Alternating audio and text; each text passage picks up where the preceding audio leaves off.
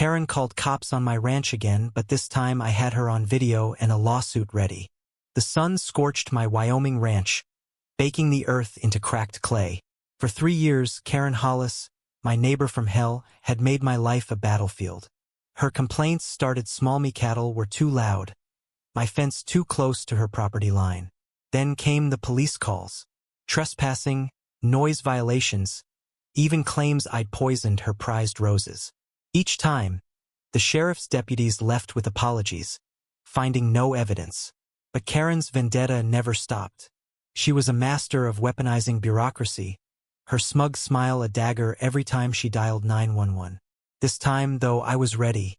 I had her on video and a lawsuit waiting. It started last spring when I installed trail cameras to monitor my herd. Rustlers had hit ranches nearby, and I wasn't taking chances. One camera, hidden near the fence, caught something else entirely. Karen, sneaking onto my land at dusk, dumping herbicide on my pasture.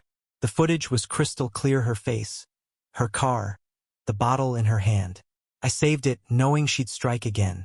Sure enough, 2 weeks ago, she called the cops, claiming my cattle had trampled her garden. The deputies arrived, but my cameras showed my herd nowhere near her property. I kept quiet, biding my time, consulting a lawyer.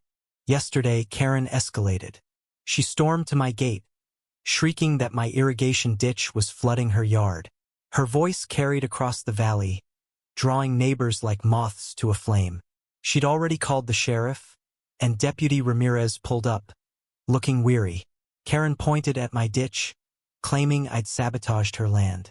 I stayed calm, my phone in hand, the damning video queued up. "Let's settle this," I said, voice steady but my heart pounding.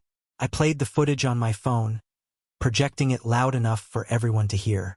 Karen's face drained of color as her own voice echoed, muttering curses while pouring poison on my grass. The crowd gasped. Ramirez's jaw tightened. Karen stammered, "That's fake. He edited it." But her lies crumbled. I handed Ramirez a USB drive with the raw footage and a lawyer's letter outlining my lawsuit for defamation, trespassing, and property damage. The neighbors whispered, some glaring at Karen, others shaking their heads. For the first time, her smug mask cracked, replaced by panic. She lunged for my phone, but Ramirez stepped between us, his voice firm. "Ma'am, you need to come with me." Then came the twist. As Karen was led away, a quiet voice piped up from the crowd.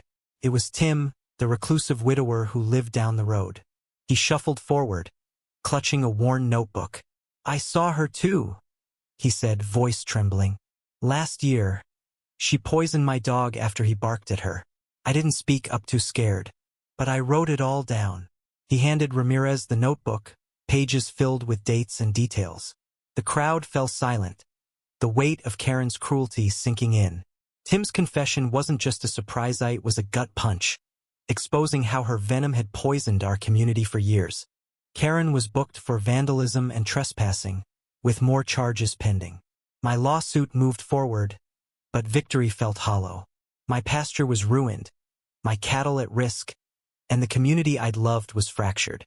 Karen's husband, a quiet man who'd never spoken up, came to my ranch that night, head bowed.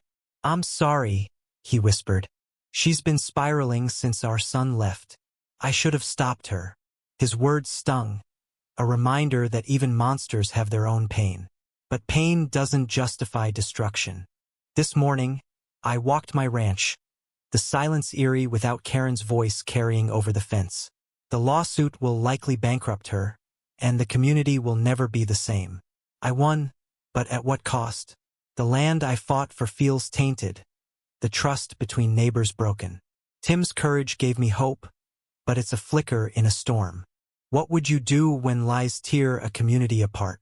Share your thoughts on justice, truth, and healing.